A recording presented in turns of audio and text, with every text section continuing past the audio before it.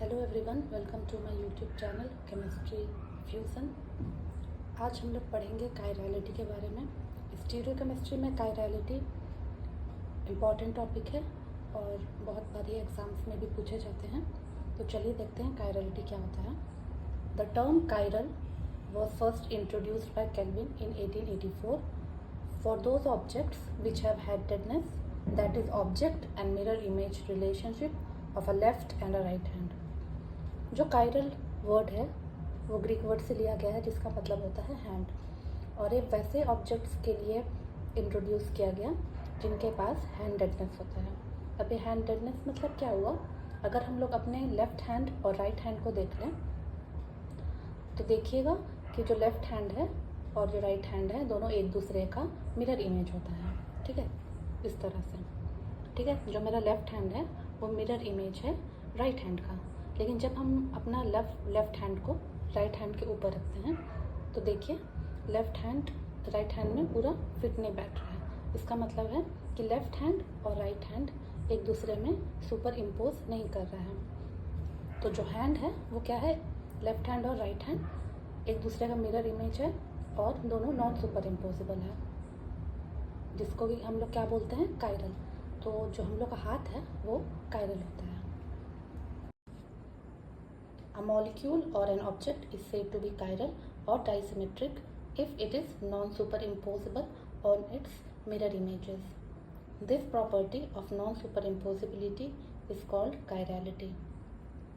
Chiral ऐसे molecules या objects को बोला जाता है जो कि अपने mirror images में non-superimposable हों, और इस non-superimposability के property को ही हम लोग chirality बोलते हैं। जैसे कि हम लोग इसमें एक एग्जाम्पल देखते हैं। जैसे यहाँ पे मैंने पी लेटर लिखा है, अगर ये पी के सामने मिरर रख दिया जाए तो मिरर में पी इस तरह से दिखेगा। ठीक है, और इसको उठा के अगर हम इस पी के ऊपर रख दें तो आप लोग देखिएगा कि ये पूरी तरह से फिट इस पर नहीं होगा। इसका मतलब है कि ये नॉन सुपर इम्पोजिबल है। ठीक है, वैसे ही अगर आर लेटर लेते हैं, आर के सामने अगर कोई मिरर लगाते हैं तो मिरर इमेज इसका इस तरह से दिखेगा। अगर इसको उठा के हम इसमें रख दें तो ये आर को ये पूरी तरह से फिट नहीं कर पाएगा, तो ये भी क्या होगा, नॉन सुपर इम्पोजिबल। तो कायरल क्या हुआ, ये दोनों क्या है, एक दूसरे के मिरर इमेज है और दोनों नॉन सुपर इम्पोजिबल हैं। ठीक है, वैसे ही हम लोग एक एग्जांपल लेते हैं मॉलिक्यूल का। इसमें हम लोग देख सकते हैं कि इस मॉलिक्यूल के आगे अगर हम लोग कोई मिरर लगाते हैं तो ये इसका मिरर इमेज है, और अगर इस मॉलिक्यूल को उठा के अगर हम इस पर रखते हैं तो ये इस पर सुपर इम्पोज नहीं करेगा। ठीक है, नॉन सुपर इम्पोजेबल होगा।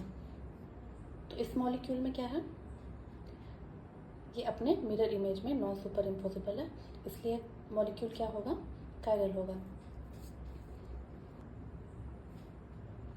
जैसे इस मॉडल से हम लोग समझते हैं, ये रेड वाला है fluorine towards the observer, yellow वाला है chlorine away from the observer, ये है हाइड्रोजन, और ये ग्रे वाला है ब्रोमीन। वैसे ये है हाइड्रोजन, ये है ब्रोमीन, ये है फ्लोरीन टुवर्ड्स द ऑब्जर्वर, और येलो में है chlorine away from the observer. ठीक है, तो ये दोनों आपस में क्या है, मिरर इमेजेस हैं। ये रेड और रेड क्या कर रहा है, आपस में रिफ्लेक्ट कर रहा है, पर्पल वाला पर्पल में रिफ्लेक्ट कर रहा है, ये दोनों आपस में रिफ्लेक्ट कर रहा है, येलो वाला, और ग्रे वाला आपस में रिफ्लेक्ट कर रहा है। तो अब हम लोग देखते हैं, अगर ये मॉलिक्यूल को इस पर रखते हैं तो ये सुपर इम्पोज होता है कि नहीं। अब ये देखिए रेड और रेड आपस में फिट हो जाएगा, पर्पल और पर्पल आपस में फिट हो जाएगा, लेकिन यहाँ ग्रे है और येलो है, और यहाँ भी ग्रे है और येलो है, तो दोनों आपस में क्या होगा, नॉन सुपर इम्पोजेबल होगा। तो ऐसे मॉलिक्यूल्स को हम लोग क्या बोलेंगे, जो कि मिरर इमेज है और नॉन सुपर इम्पोजेबल है, उसको हम लोग कायरल बोलेंगे। Next, chirality is the essential criterion for optical activity as well as for enantiomerism. Enantiomerism और ऑप्टिकल एक्टिविटी के लिए मॉलिक्यूल को कायरल होना ज़रूरी है। अभी ऑप्टिकल एक्टिविटी क्या होता है, वैसे कंपाउंड्स जो कि प्लेन पोलराइज लाइट को रोटेट कर सकते हैं, ठीक है। और इनैंशियोमर्स क्या होते हैं?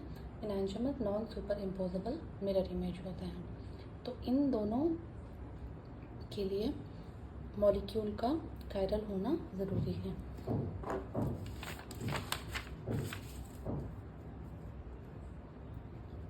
अब कायरल का जस्ट अपोजिट होता है ए कायरल।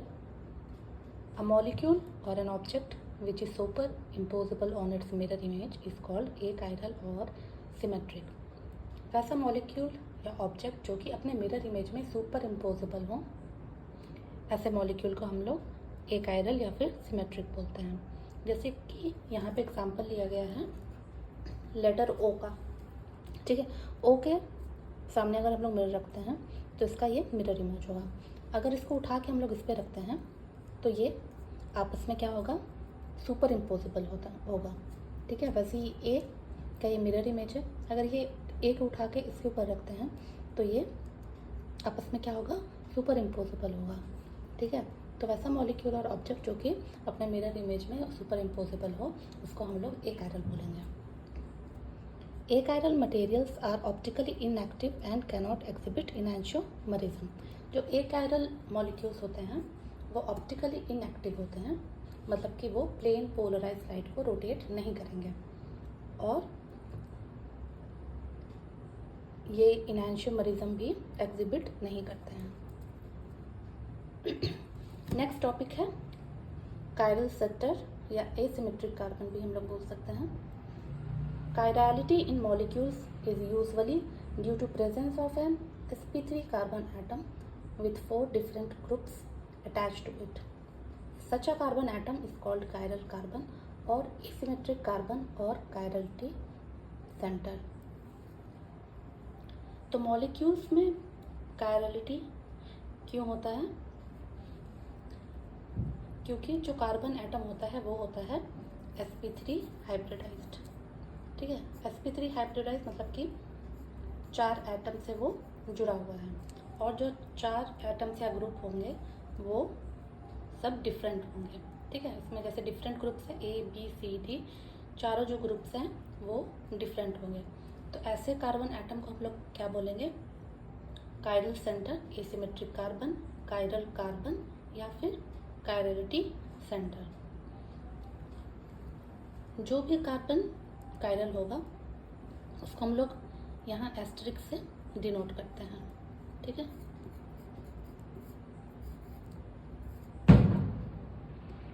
ये कार्बन क्या होता है? sp3 हाइब्रिडाइज्ड ही होता है, ठीक है। क्योंकि अगर sp2 हाइब्रिडाइज्ड होगा तो ये किस तरह से होगा? इस तरह से, ठीक है। ये कार्बन क्या होगा? sp2 hybridised. और यहाँ पे कितना एटम में ग्रुप जुड़ेगा? सिर्फ 3 ही, ठीक है। तो ये कार्बन कायरल नहीं हो सकता, ठीक है। कायरल कब होगा? जब कार्बन sp3 हाइब्रिडाइज्ड होगा और ये चारों डिफरेंट ग्रुप से जुड़ा हुआ होगा।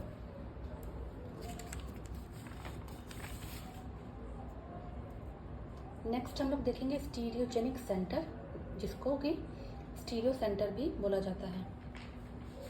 When an interchange of 2 ligands bonded to an atom result in a new stereoisomer, the atom is termed as stereogenic center और स्टीरियो सेंटर।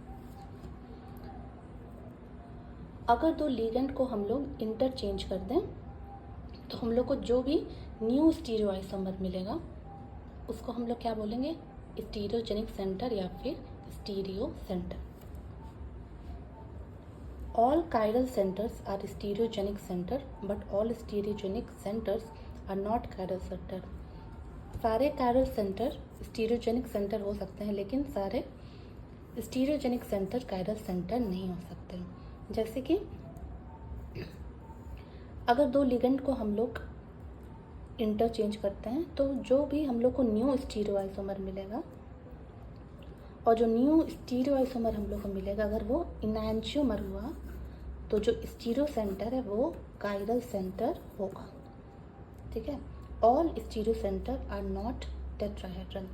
सारे स्टीरियो सेंटर हमेशा टेट्राहेड्रल नहीं होते हैं, ठीक है। जैसे कि हम लोगों ने ये मॉलिक्यूल लिया, ठीक है, और जब हम लोग ने दो लिगेंड को इंटरचेंज किया, दो ग्रुप को इंटरचेंज किया, तब हम लोग को क्या मिलेगा, नी स्टीरियो आइसोमर मिलेगा।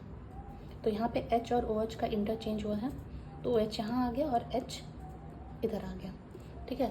तो 1 और 2 आपस में क्या हो जाएंगे, इनैंशियोमर हो जाएंगे। इनैंशियोमर क्या होता है, non super imposable mirror image होता है। आप लोग देख सकते हैं ये दोनों आपस में मिरर इमेज है, ठीक है। OH के सामने यहाँ OH दिखेगा, H पीछे है H, Br और CH3। तो ये दोनों आपस में क्या है, मिरर इमेज है।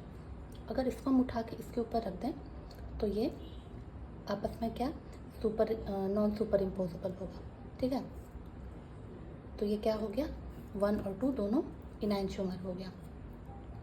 तो यहाँ पे जो स्टीरियो सेंटर है वो कायरल सेंटर होगा, ठीक है।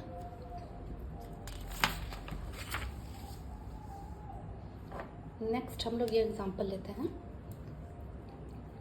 अगर यहाँ पे हम लोग दो ग्रुप को चेंज करें, यहाँ पे H और CH3 को इंटरचेंज हम लोग कर रहे हैं, तो ये H कहाँ जाएगा, ऊपर जाएगा, ये CH3 यहाँ पे आ जाएगा।